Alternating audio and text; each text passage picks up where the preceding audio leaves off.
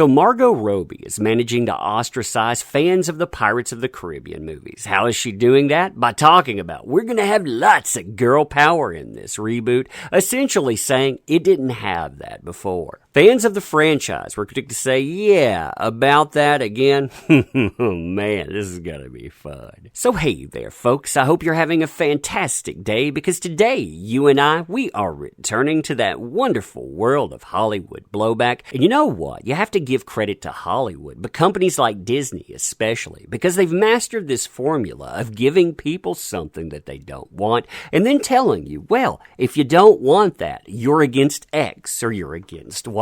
Now, in just a moment, you and I, we're going to cover what Margot Robbie had to say about Pirates of the Caribbean, the comparisons to Birds of Prey, and how exactly stuff like this works out in the box office. Hint, it doesn't work out very well.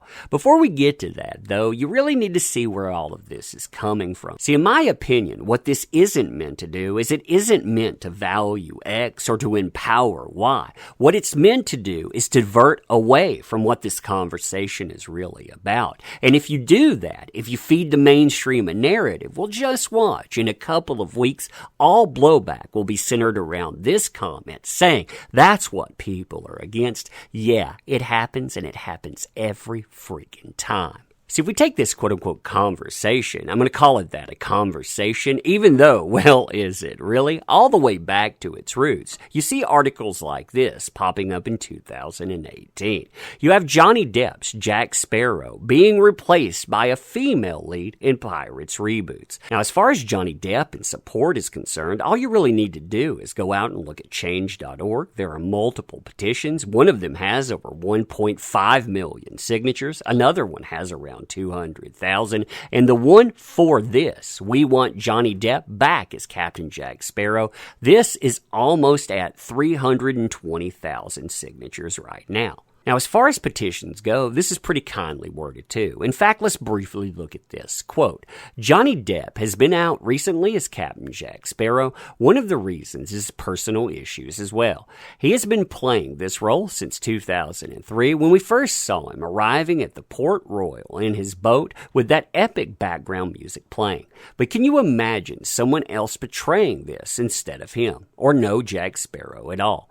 Disney is rebooting Dead Men Tell No Tales because of its box office, but they don't know that without Johnny Depp or Jack Sparrow, they will sink. They will never be able to reach that horizon they are looking for. Even if it means nothing to you, but please sign this petition for the ones who really want Johnny Depp as the captain of their Black Pearl. They have to bring him back to rule the seas again, or we'll never watch any Pirates of the Caribbean movies without our captain. So they're telling you here, we will never watch these again if you don't bring him back. Now, something that I find absolutely astounding about this petition and other petitions as well is the fact that if you had something that had garnered 300,000 signatures on one petition, 1.5 million on another, 200,000 on yet another, that would be covered in the mainstream media. But if the mainstream picks this up, which they really haven't, they go out, they dismiss it, saying, yeah, you know the type that would sign that. Interestingly, though, the mainstream, they don't control the narrative anymore, and sometimes articles like this slip through the cracks. Why? Because you have more and more alternatives out there, ones like MovieWeb, for example, and look at what they're saying here. They're telling you that Pirates of the Caribbean 6 petition for Johnny Depp's return, it's gaining new traction, and they talk about this quite a bit in their articles. There's about 5 or 6 articles like this, too, and again, none of them from the mainstream, because when the mainstream talks about this, well, let's head back to that early example of an article where you can see they're not just talking about Johnny Depp, and they're not just talking about Captain Jack Sparrow, and they're not just talking about replacement.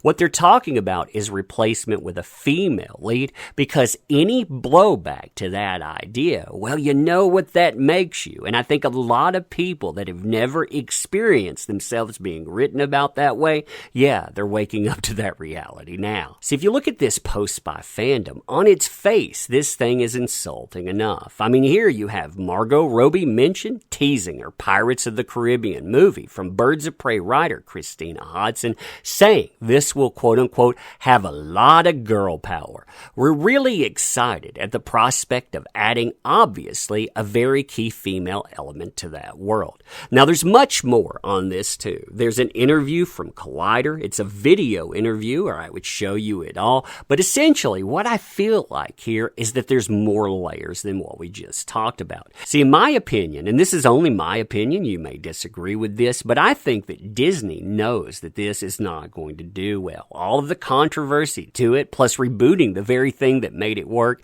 yeah, that's not going to work out at all. What they've done, though, is they've made sure that when the blowback comes, that they've insulated themselves from it by saying, hey, look at who we had here. Look at what the blowback's about here. You know, those type of things. That's what that element out there was trying to stop. It's not our fault, really. It's not our fault at all.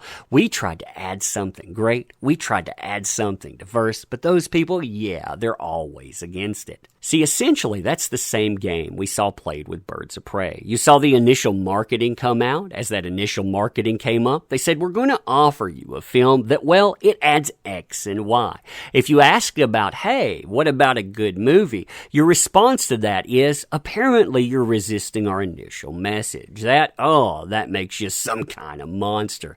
Meanwhile, on the Pirates front, as people are pointing out, that message, it is inherently flawed. As this poster points out here, are we a joke to you? You can see the characters that have been involved in this franchise, and well, I'm noticing something about all of these characters.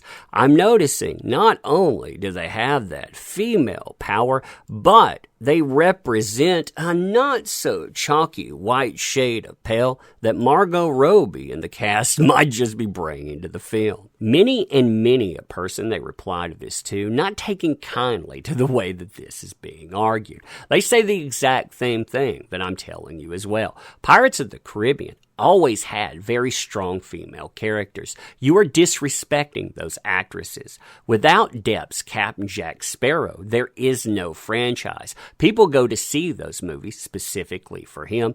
Birds of Prey flopped. This will too. Others provide proof via article that strong female representation, yeah, it's always been here. Quote, now that Pirates of the Caribbean is a cultural phenomenon, it's easy to forget how exciting and refreshing it is that Elizabeth Swann and Will Turner take turns rescuing each other. When Elizabeth passes out and falls into the sea, it seems like she's going to be a typical damsel in need of rescue by the dashing hero. Ditto when she's kidnapped by Barbossa. Pirates of the Caribbean turns that narrative on its head, and Elizabeth ends up outsmarting everyone around her. I didn't see that coming when I watched the movie for the first time, and it's still thrilling to watch now, 18 years and 5 films later. By far, the most quoted line of the series is, "Why's the rum gone?" It comes from Captain Jack Sparrow, awakened after a night of reveling to find that Elizabeth has used it to start a bonfire. She's making a smoke signal so that Norrington's ship will find them when they're marooned on a desert island. It's a funny line, to be sure, but the answer embodies the most important theme of the series. The rum is gone because Elizabeth Swann used it to rescue herself. That's right, she rescued herself. But hey, again, gotta add that in, right, Margot? Now, as far as these movies are concerned, you and I were going to look at the earnings really quickly, but while we're doing it, I want you to ask this. How did this franchise make over $4.5 billion? Was it because people really love pirates, or was it because they really love Captain Jack Sparrow? And remember, too, those numbers are just for the movies. This doesn't talk about merchandising. It doesn't talk about rides and on. So back in 2003, nobody thought that this would be a great thing, but still, it brings in $650 million. And again, remember, this is back in 2003. 2006, they follow this up with a success that brings in over $1 billion. 2006, man, that is a monstrous success. You have that followed up with another success that brings in almost $1 billion.